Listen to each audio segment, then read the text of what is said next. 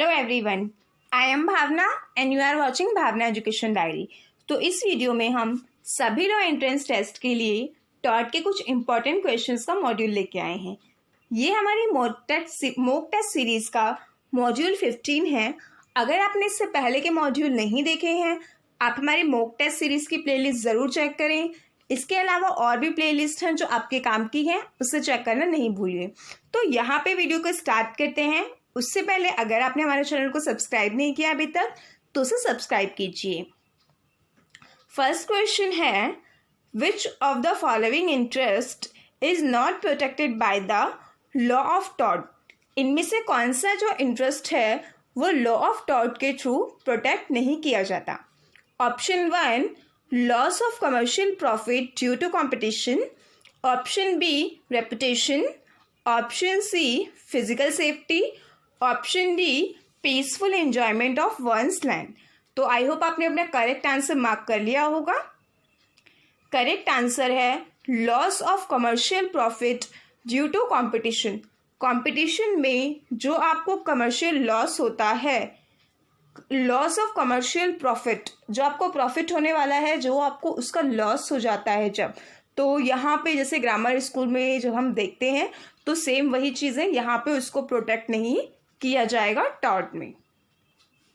Next question is, what is meant by the term actionable पर से। तो actionable पर से का मीनिंग क्या होता है टॉर्ट में। Option 1 A, actionable only in the civil courts. Option B, a tort of strict liability. Option C, actionable without proof of damage. Option D, actionable at the instance of the injured party only. So correct option is option C, actionable without proof of damage. Our next question is, the law of contract is different from the law of tort in which way। किस तरह से law of contract जो है वो law of tort से different है। तो यहाँ पे आपको लॉ ऑफ टॉर्ट, आपको आंसर क्लियर पता भी होगा इसका, लेकिन आपको यहाँ पे बताना है law of tort, law of contract किस तरह से डिफरेंट है। लॉ ऑफ टॉर्ट नहीं, लॉ ऑफ कॉन्ट्रैक्ट। ये एक इंपॉर्टेंट चीज़ है, जब हम आंसर सॉल्व करते हैं तो किस चीज़ के आपको रेफरेंस में बताना है।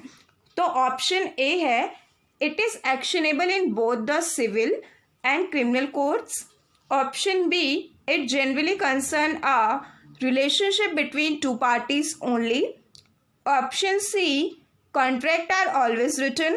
Option D, tort is made up predominantly of statutes law। तो आई होप आपने अपना करेक्ट आंसर मार्क कर लिया होगा। करेक्ट आंसर है ऑप्शन बी। तो जो कॉन्ट्रैक्ट होता है वो दो पार्टी के बीच में होता है, जबकि हम टॉर्ट देखें तो टॉर्ट वर्ल्ड एट लार्ज होता है, यहाँ पे पूरे वर्ल्ड के लिए होता है। तो कॉन्ट्रैक्ट जो है, जो पार्टी है इसमें सिर्फ उन्हीं पार्टी के बीच में वो कॉन्ट्रैक्ट जो है वैलिड होगा।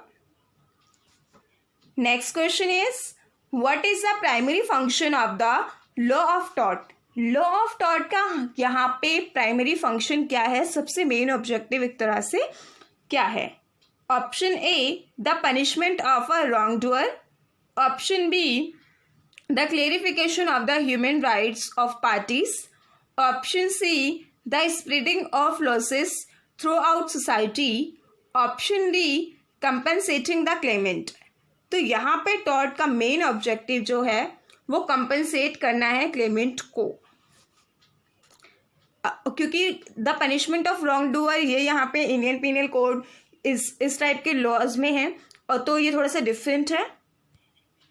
Next question is, article 8 of the European convention on human rights protect which right. तो यहाँ पे जो यूरोपियन कन्वेंशन है ह्यूमन राइट प्रोटेक्ट्स का, उसका आर्टिकल 8 किस टॉपिक से रिलेटेड बात करता है। तो यहाँ पे ये क्वेश्चन हो सकता है मे बी ना पूछें, लेकिन अब जैसे 2019 का हम दिल्ली यूनिवर्सिटी का पेपर देखते हैं तो उसमें आर्टिकल और सेक्शंस पे भी फोकस किया गया है, तो इसीलिए थोड़ा इम्पॉर्टेंट है। तो option A, the right to respect to private and family life. Option B, the right not to be subjected to torture. Option C, the right to freedom of expression.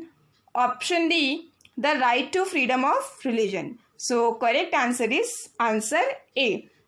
The right to respect for private and family life. Next question is the remedies provided by the Human Rights Act 1998 act की बात हो रही है. United Nations का जो declaration है, United nation declaration on human right, यहाँ पे उसका ईयर भी कई बार पूछा जाता है. तो वो ईयर जो है आपके लिए इम्पोर्टेंट है, उसका ईयर है 1948. तो जो ह्यूमन राइट का डे है वो भी जैसे 10 सितंबर को होता है, तो वो भी कई बार पूछ लेते हैं. तो जब भी आप एक टॉपिक करें, एक क्वेश्चन सॉल्व करें, तो उससे रिलेटेड जो भी चीज़ें आपके माइंड में हों उससे साथ साथ रिकॉल करते चलें. उससे आपकी रिवीजन भी होती है और आप जो क्वेश्चंस को पढ़ रहे हैं वो भी बहुत अच्छे से याद हो जाता है. तो यहाँ पे इस क्वेश्चन का आंसर है public authorities.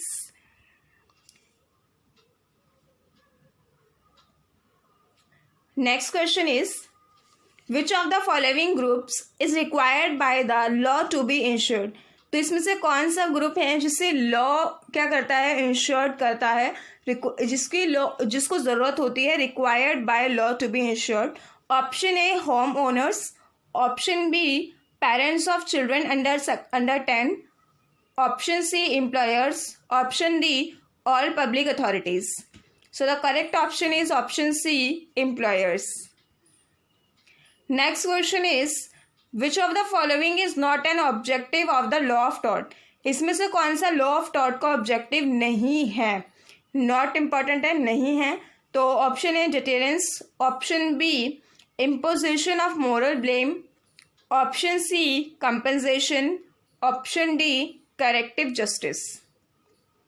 Correct option is option B imposition of moral blames. तो काफ़ी लॉज में ये ऑब्जेक्टिव नहीं होता है मोरल ब्लेम्स का, तो ये बहुत ही कॉमन है. और जब भी लीगल प्रिंसिपल्स के आप क्वेश्चन सॉल्व करें, सभी लॉ एंट्रेंस एग्जाम्स में आते हैं वो, तो उसमें भी एक ये होता है कि आपको जो ऑप्शंस गिवन है प्रिंसिपल और फैक्ट पे, तो आप जब भी उसमें अप्लाई करते हैं क्लोज ऑप्शन, तो उसमें मोरल वाला ऑप्शन जो है वो ज़रूर एलिमिनेट करना चाहिए, क्योंकि वो आपको फैक्ट प्रिंसिपल के बेस्ड पे मोरल वाले ऑप्शंस जो होते हैं वो गलत होते हैं. Next question is which of the following is the main alternative to tort for the provision of compensation. तो कंपनसेशन के फॉर्म में टॉर्ट का अल्टरनेटिव कौन है. Option A state social security, option B charity, option C first party insurance, option D criminal injury compensation. तो correct option है option A state social security. Next question is which of the following is not a type of intervening act. इसमें से कौन जो है intervening act का type नहीं है.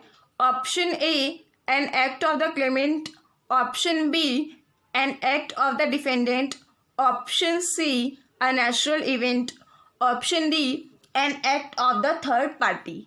सो correct option is option B an act of the defendant. वो यहाँ पे इंटरवेनिंग एक्ट नहीं है. बाकी यहाँ पे ये तीनों इंटरवेनिंग एक्ट हैं. अगर आपको नॉट हटा के दिया जाए तो ये तीनों इंटरवेनिंग एक्ट के टाइप हैं जिनको आपको कंसीडर करना है, जिन पे भी आपको ध्यान देना है, क्योंकि अगर नॉट हटा के वो इंटरवेनिंग एक्ट पूछेगा तो ये तीनों ही इंटरवेनिंग एक्ट हैं. Next question is the law of causation in negligence has a strong connection to option A to defense of contributory negligence, option B breach of duty, option C duty of care, option D policy. So the correct option is option C duty of care.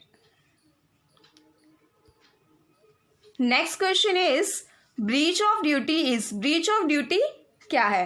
option A dependent on statutes law, option B largely a matter of fact, option C a matter for the jury, option D largely a matter of principle.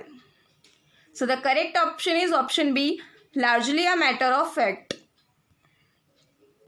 Question D, question 13 which is true of the reasonable man. ये reasonable man law में काफ़ी use होता है, एक reasonable man. तो इसकी definition क्या होती है, या इसमें इन ऑप्शंस में से ट्रू कौन सा है इसके लिए? तो option A, he is of low intelligence. Option B, he is great experienced. Option C, he is casual about safety. Option D, he is neither exclusively cautious और unusually risk taking। तो correct option है option C.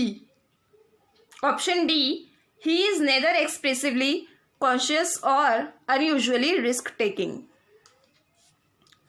Next question is, in which of the following situations is the reasonable man test not modified?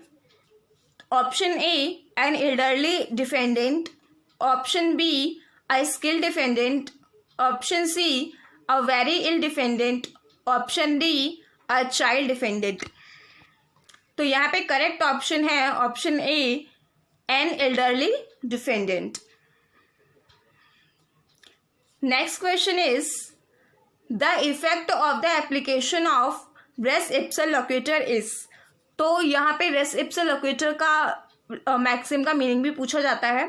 तो the effect of application of res ipsa loquitur is, आपको सारे options पढ़ने हैं और सारे options आप पढ़ें वीडियो पॉज करके। मैं आपको सही आंसर इसका बताती हूँ। इसका करेक्ट आंसर है option D, to make his defence the defence will now have to put forward a plausible explanation consistent with lack of negligence। Next question is, this is our last question for today. So, which of the following is not a requirement for invoking res ipsa loquitur? ये not requirement पूछ रहा है invoking के लिए, invoking res ipsa loquitur। तो इसका option A है, there must be no explanation for the cause of the accident। Option B, the cause of the accident must have been under the defendant's control। Option C, the defendant is not able to disprove breach। Option D, the accident must be of the kind which does not normally happen in the absence of negligence। तो यहाँ पे correct option है option C, the defendant is not able to disprove breach। So that's all from my side। अगर video helpful लगी तो इसे like ज़रूर कीजिए। और यहाँ पे एक चीज़ और, काफ़ी सारे स्टूडेंट्स की क्वेरी होती है कि उन्हें वीडियोस नहीं मिलती हैं, तो सारी वीडियोस आपको उससे रिलेटेड प्लेलिस्ट में एक साथ मिल जाएंगी। तो आप प्लेलिस्ट को चेक कीजिए, और मॉक टेस्ट सीरीज़ की हमारी अलग प्लेलिस्ट है जो सभी लॉ एंट्रेंस स्टूडेंट्स के लिए यूज़फुल है, उसे चेक कीजिए। Thank you.